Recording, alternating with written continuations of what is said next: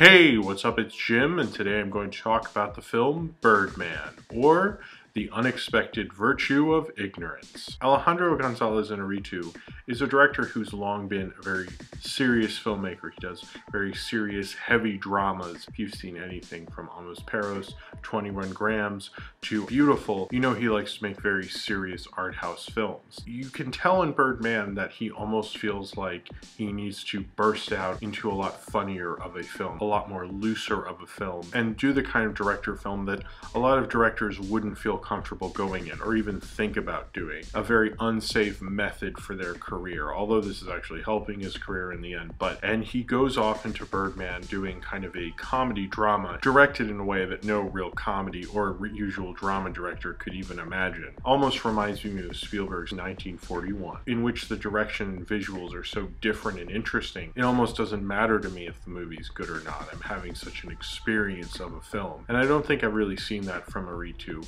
before. And it's an experience that feels like someone who's almost been caged in by his own filmography, who wants to break out from this kind of self-serious mode and just say something about being an artist. This is part a director messing in a new genre he's never worked in before, and part the sophomore album from a rapper whose first album was a big hit, so now he wants to talk about fame. Birdman combines those two in kind of a whimsical, Fellini-esque, bizarre way that you don't really see much from modern comedies. If a regular comedy director had directed Birdman, we really wouldn't be talking about it. It would be an odd cult movie. But the way Iñárritu does it, he brings it to life, giving himself the redemption that he wants from his self-serious mode, and also giving that same redemption to a former major movie star, Michael Keaton, in a bizarre dual sense of career comeback. Michael Keaton, who plays Regan Thompson, who was a former movie star and the lead of the film Birdman. It's basically supposed to represent Batman, but is not Batman because this was not released by Warner Brothers. Everyone knows that Michael Keaton is semi-playing himself. In his franchise, he played Birdman, actually was in 3 Birdman movies, but he's only in 2 Batman movies. That gets a little confusing, but you'll get used to it. Birdman doesn't really look like Birdman. He doesn't look like Harvey Birdman or Birdman from the Hanna-Barbera cartoons, and he doesn't look like Batman, although he does look like Blue Falcon from Hanna-Barbera, but whatever. Regan Thompson is trying to stage a Broadway play that he's adapted, directed, and starring in to show people that he's the real deal, that he's a real actor, and give himself the kind of comeback he's always wanted after having mega movie stardom. The film takes place during its preview week, in which one of the actors who is supposed to be in it gets hit with a light and has to be replaced. So luckily, him and his assistant Jake, played by Zach Galifianakis, find a big actor at the time, Mike Shiner, played by Edward Norton, and bring him on and have a very disastrous preview week before they're supposed to have their big open, in this crazed behind-the-scenes look at an out-of-control major Broadway production that could either be heading towards genius or collapse. One of the things that really makes Birdman unique is the cinematography of Emmanuel Lubezki. Emmanuel Lubezki shot this like it's one continuous shot. Certainly it wasn't. They used technology and cutting, and some places are a lot more obvious than others. I would be interested in watching a director's commentary and just having the points where they had to do the cuts. Some are fairly obvious, some are, the point is them to be obvious, but they use computer graphics and all sorts of stuff to cover them up. It gives it a real sense, a lived-in sense, and an urgency to it, like you are behind the scenes at a play. I've never really been behind the scenes at a play, but it made me feel like I was really in it. I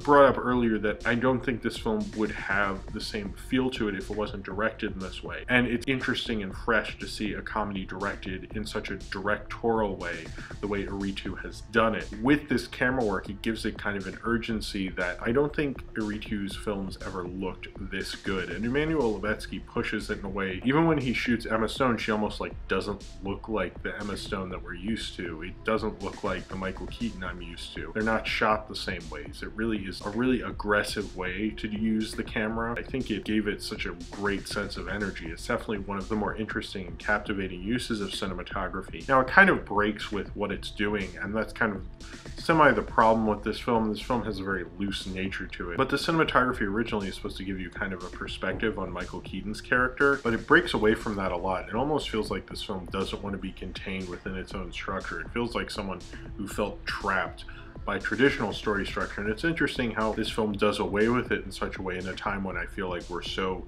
indebted to story structure. This film just kind of doesn't really give a shit and goes off on its own little tangents. And it actually does going off on its little tangents better than a lot of films ever really could. It even has a segment where they give a reference to Mulholland Drive with Naomi Watts that really doesn't go anywhere. A little kind of bizarre scene, and then they move on, and I almost forgot about it. Like later I was like, wow, they just kind of dropped that. And Birdman does that and actually does it kind of effectively well, but I think with Lubetsky's cinematography, you almost don't think about it. If this was shot and directed in a traditional way, I think I would be complaining about, oh, well, they messed this up. They just had a plot point that went absolutely nowhere. This has messy screenwriting. But the way Emmanuel Lubetsky shoots it, he almost like lets the film have an excuse for its bizarre structure because he has this sense of urgency. You're almost not thinking about these plot points. So it almost really helps the film, even though aesthetically it has no real aesthetic reason connected to the plot. It almost like saves the film in a lot of places that I don't think a lot of cinematographers can't save the lesser plot points and the bizarre nature of a film the way Lubetsky can. Now, Aritu, with these performances, he almost shows these actors in ways I haven't thought of before. Michael Keaton, who at first I was a little disappointed in Michael Keaton's performance because it's not the Michael Keaton I grew up with Batman and Beetlejuice and fell in love with, and I kind of wanted to see that Michael Keaton again. Well, Michael Keaton doesn't really do that, and I kind of got used to it, but the Michael Keaton, the kind of more damaged artist, brooding portrayal that Michael Keaton has, and this is a different portrayal than I've seen from him, but I really like it. And I think it shows a Michael Keaton that certainly he has always had a sense of humor about himself. I don't think he's as funny as maybe I expected. I thought this might be a little more audience friendly, particularly from his performance, but that's not really true. Michael Keaton brings this almost midlife crisis vulnerability to it that shows the great actor that he really is. I've always thought Michael Keaton is a really great actor. I've grown up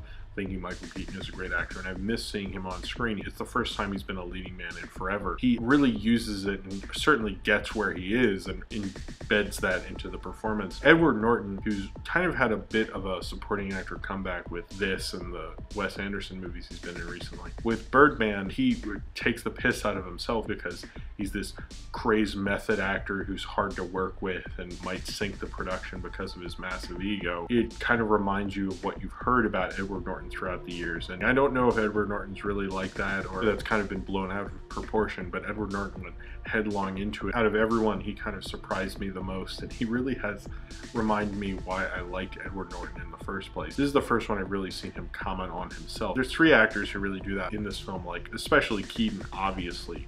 Most of the film is really commenting on Keaton's career and him coming back and having more of a well-regarded comeback, and same with Edward Norton. He's really commenting on his own career. Naomi Watts does it a little bit as well, referencing her own role. She's not like Naomi Watts-like person in it. She's this woman who really wants her Broadway debut. It does remind me a bit of what happened in Mulholland Drive. Emma Stone feels a lot different. The thing with Emma Stone is she shows used up vulnerability. Her and Michael Keaton are almost similar in the sense that they feel like they've been through so much, they just want to be vulnerable. They feel like they've been skinned alive by life. And Emma Stone, whose character has just come out of rehab, how well she can play this kind of like damaged soul of a person, and almost in a more captivating way than a lot of young actors really can. A lot of them go in more of a showy way, but she felt like she almost like understood it more when she's drawing lines on the toilet paper and when she's giving a big speech to Michael Keaton. She really gets it. Apparently this was a very well choreographed shoot. You had to be in exactly the right places. It almost feels like theater in a certain regard. She almost seems to get into that more after she's been in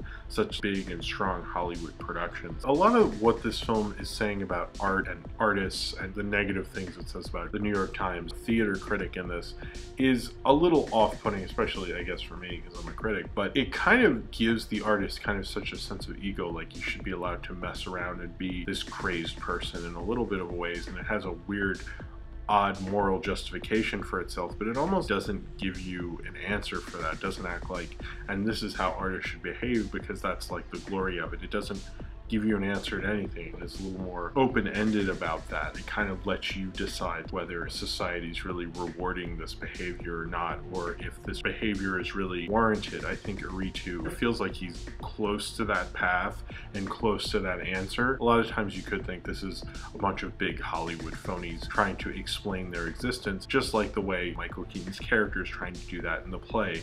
And it takes on these like meta-logic reflections, but it doesn't really like give you an exact answer like for the press and this and that. Birdman doesn't want to go down that road. Why I compare this to Spielberg in 1941. Spielberg at that time really wanted to try and do something different with a comedy, and no one's really directed a comedy like 1941. I know it gets shat on quite a bit, but it's really directed in a different way that you'd never expect from a comedy director, and this film feels like that in a way that it's a director taking on something you don't expect it from him. I don't think anyone thought Aritu could kind of do a looser, funnier, kind of Fellini-esque surreal comment on fame if you had seen Beautiful. He wants to comment on fame and how everyone wants to make a superhero action movie. He doesn't entirely act like that's totally stupid, but he gets close to that. Him getting close to that really kind of hurts the film in a lot of ways. This film gets away with a lot more than it really should. And if you get to sit through this film, it's quite the experience, kind of almost a rewarding experience, just because you don't see a lot of films who really try to be as daring as Birdman does. Really, it's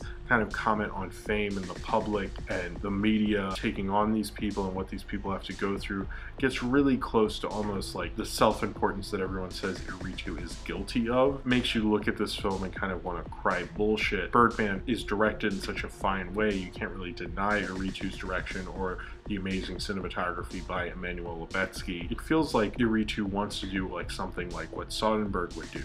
And when Soderbergh gets to go between genres and have comments on them and really know those genres, Aritu likes to be a little more like sketchy, loose and open-ended, but almost more so where he's not really exactly saying anything about it. He's just giving you this kind of crazed experience of an artist and just leaving it at that. Aritu isn't trying to be as much as a storyteller, is almost like he's throwing out ideas. It feels like a very talented filmmaker ranting and raving, but almost giving you such an experience that you don't really mind it. I very much wanted a comeback from Michael Keaton, and I like very self-referential deconstructionist kind of films. This is a weirder, stranger one and an experience of one, but it doesn't leave me thinking of a thesis of it at all. It just kind of feels like Aritu needed to get a lot off of his chest and have a little weird midlife crisis himself, get this exhaust out of his system so maybe he can become a different kind of director than he was before and not be as self-serious while treating an artist in a jokey, self-serious way. Almost like a 70s art film that a director would do but would be kind of forgotten.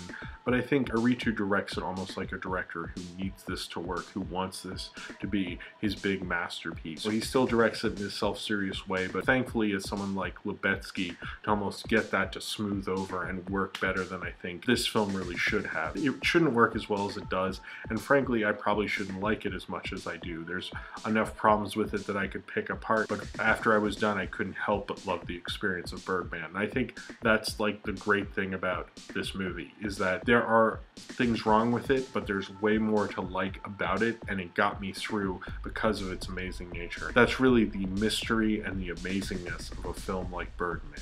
So if you have seen Birdman and you would like to talk about it, then comment below in the comments and subscribe if you would like to.